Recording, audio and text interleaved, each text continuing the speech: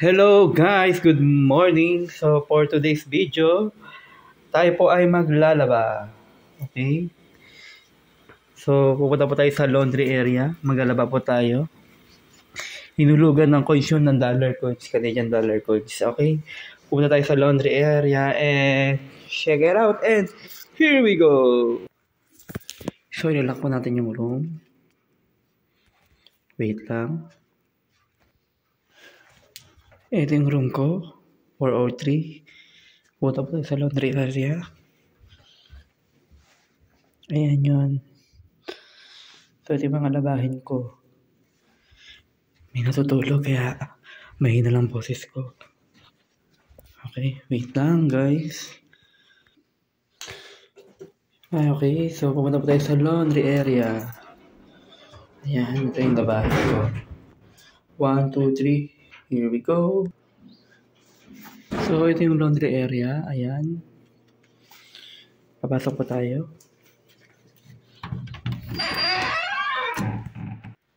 Ayan yung laundry area. So, huhulugan mo siya ng dollar. Ayan. Ayan. Yung laundry area. Hulugan mo siya ng dollar.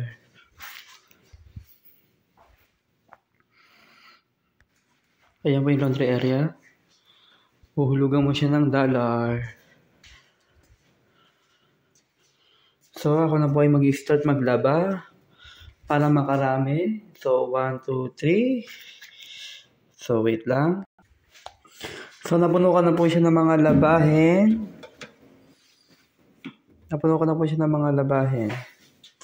So, hulugan ko na siya ng coins.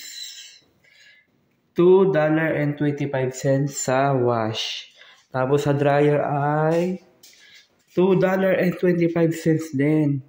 So, pag nilagay mo siya sa dryer, pagbukas mo, tuyo na siya, hindi mo na siya kailangang isampay. So, mag-start na po tayo maghulog ng coins.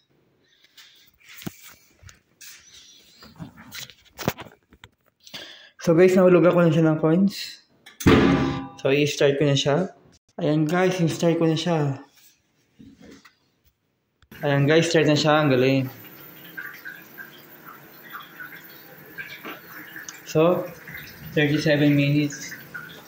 Babalikan ko na lang siya. At ako'y magluluto. Ayan. Mamaya dadryer ko siya. So,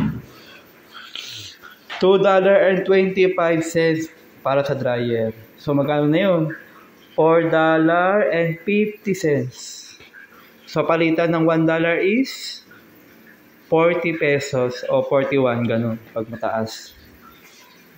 I-times nyo na lang, guys, kung magkano yung laundry. Kaya naglalaba ako rito once a week para tibid-tibid din pag may time panalo. Ayan. So, now, ako ay magluluto. Day off po ngayon, tapos bukas ulit, day off ulit. So, dalawa yung day off natin per week. Yan. Sige guys, don't forget to follow, like, and share, and subscribe. Click all the notification bell. So guys, bye-bye!